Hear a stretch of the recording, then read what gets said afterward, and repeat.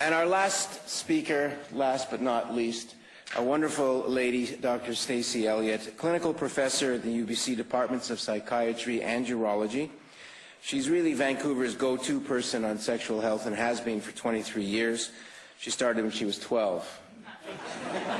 Director of the BC Centre for Sex Medicine and Director of the Sexual Rehabilitation Service at our Prostate Centre, Stacy is going to talk to us about what every man should know about sexual health.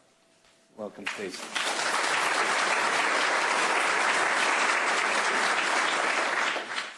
Well, you can tell that Larry's a smart man by saying that I started at 12. It's like I had my kids at 15. All right, raise your hand if you get up at night to urinate. Oh, women too, okay? If you got high blood pressure. You're watching your cholesterol. You should lose 20 pounds.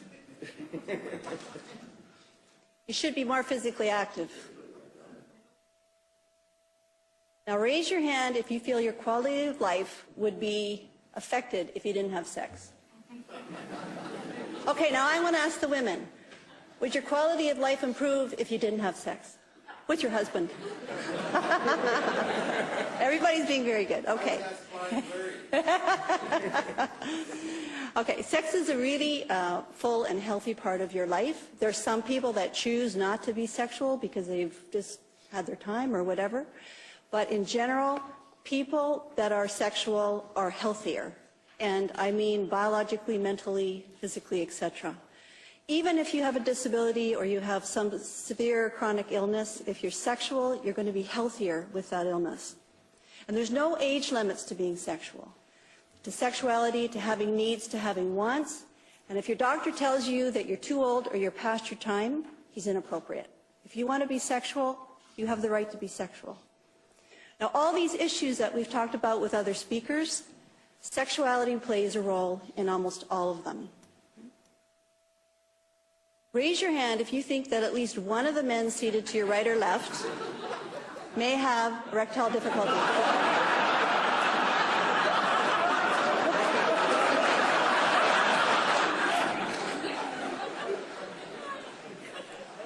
So what's erectile ED? What does it mean, erectile dysfunction? So it's a consistent or the recurrent inability of a man to attain or maintain an erection that's satisfactory for his sexual satisfaction, which in general terms means that they can have heterosexual intercourse or that they can have a good enough erection to masturbate with or be with another male partner, whatever. It's not a good enough erection and they're not unhappy with it. And if we look at men between the ages of 40 and 70, almost half of them have some sort of erectile complaint. Whether it's mild, moderate, or severe, that's how many men have this problem. So if you do have this, you're not alone. And does age matter? If we look at different decades, you actually sort of go up by the percentage of the decades. So if you're in your 50s, probably about 50% of men have some complaint, all the way to over 70. Some men have 80 to 90%. That age group has an 80 to 90% chance of having some concern about their erection. So yes, ED does increase with age. Now, how do you think an erection occurs?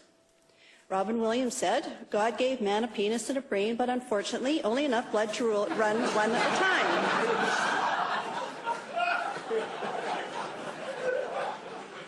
So what really happens? This is a curve that Masters and Johnson did way back in the 60s, but it's very helpful. You actually have a sexual mountain where you get aroused and you cross what we call an orgasmic threshold.